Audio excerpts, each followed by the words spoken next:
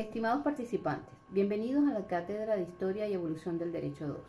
Hoy vamos a desarrollar la unidad número 1, las obligaciones y la pluralidad de sujetos. En la presente unidad se tratarán temas muy interesantes, entre ellos la obligación, conforme al derecho romano, sus fuentes, clasificación y los tipos de obligaciones según el número de sujetos. Todas estas figuras perduran en la actualidad, de allí la importancia de su estudio.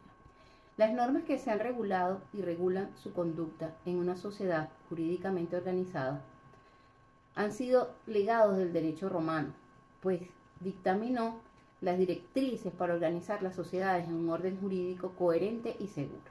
En consecuencia, la historia del derecho permite estudiar la evolución del derecho y la forma en que cada sociedad entiende en un momento determinado la mejor manera de aplicar las regulaciones jurídicas para satisfacer de la mejor manera sus necesidades jurídicas. Es importante señalar que la obligación es un vínculo del derecho que constriñe en la necesidad de pagar de alguna cosa según el derecho de la ciudad. Es un estado normal que se limita a la esfera de la acción de una persona del deudor en beneficio de otra persona que es el acreedor, con lo que no puede durar indefinidamente.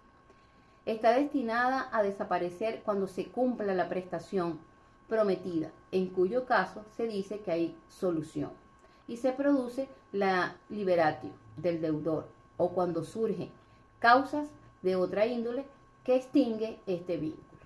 Las fuentes de las obligaciones las vamos a definir como aquellos hechos susceptibles de ser origen del vínculo obligacional o de derechos personales, entendiéndose por tales los que constituyen entre un sujeto activo, que es el acreedor, y un sujeto pasivo, que sería el deudor, con el cual está obligado a cumplir una prestación. Se entiende por fuente de las obligaciones a los hechos jurídicos de donde ellas emanan. Para Gallo señala dos fuentes de las obligaciones, que son los contratos y los delitos.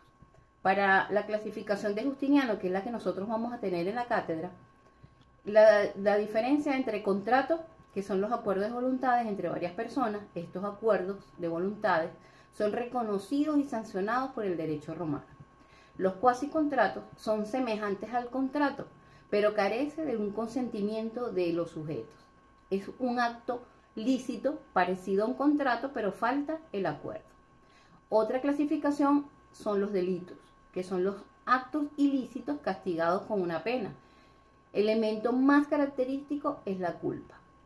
Otra fuente son los cuasidelitos, que son hechos ilícitos no clasificados entre los delitos, es decir, una acción u omisión no intencional que provoca un daño a una persona. Es un hecho dañoso realizado sin dolo. Es importante en este momento que veamos la diferenciación entre contratos y delitos. El contrato es una convención. El delito es un hecho contrario al derecho. Otra diferencia es que el contrato regula las relaciones o vínculos jurídicos de carácter patrimonial, en cambio que los delitos regulan relaciones de carácter penal.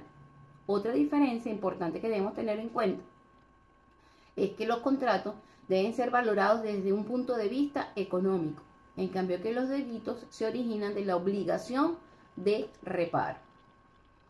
Los contratos producen efectos y obligaciones entre las partes, en cambio que el delito, solo a la parte lesionada le pertenece la facultad de perseguir al autor del delito. Así tenemos otras diferencias, que es en el caso del contrato, el principio de la autonomía de la voluntad de las partes. En cambio que en el delito, las obligaciones son nacidas de los delitos. Competencias específicas de esta unidad. Explica las fuentes de las obligaciones, su clasificación, las obligaciones con pluralidad de sujetos para relacionarlas con la actualidad. Tema de estudio. Para la primera evaluación vamos a nosotros tener en cuenta tanto las obligaciones, la fuente de las obligaciones y la clasificación de las obligaciones. En una segunda parte, es decir, para la segunda evaluación, vamos a tomar en cuenta las obligaciones con pluralidad de sujetos, las obligaciones conjuntivas, mancomunadas, las obligaciones solidarias. Obligaciones a término, la definición de término, las clases de término y caducidad del término. Tipo de actividad, ensayo crítico. Es importante que la producción escrita refleje el orden jurídico romano. No se confunda en colocar el orden jurídico venezolano. Es decir, no nos podemos guiar como fuente del derecho en este caso del Código Civil, sino de las institutas de Justiniano o la doctrina del derecho romano. Este ensayo crítico es un tipo de producción escrita donde se va a reflejar la manera de pensar de ustedes, con reflexiones que argumenten su posición personal acerca de este tema que hemos señalado. Instrucciones. En la redacción de su ensayo deben tener presente una mixtura de análisis y reflexión crítica que argumente su posición personal acerca del contenido asignado. Para la elaboración del ensayo deberán tomar en cuenta las siguientes pautas. Primero, leer y analizar e interpretar los tópicos señalados en la evaluación número 1. Elaborar el título del ensayo de manera coherente con la temática señalada. Elabora un ensayo de acuerdo con la estructura siguiente: una hoja de portada, 2 hojas de párrafo introductorio, 5 páginas de párrafos de desarrollo, 3 de conclusiones y referencias bibliográficas. Pueden una página o más, o lo que deseen, pero sí es importante que ustedes señalen las referencias bibliográficas de acuerdo al manual de la UBA. Los resultados de su ensayo lo deben entregar por escrito en un documento de Word, letra Arial número 12, interlineado 1.5. La presentación de argumentos tomados de las fuentes referenciales debe cumplir con los requisitos de presentación establecidos en el manual de la UBA. Respetemos el derecho al autor. Eviten copiar y pegar, porque está sancionado en reglamento de la UBA.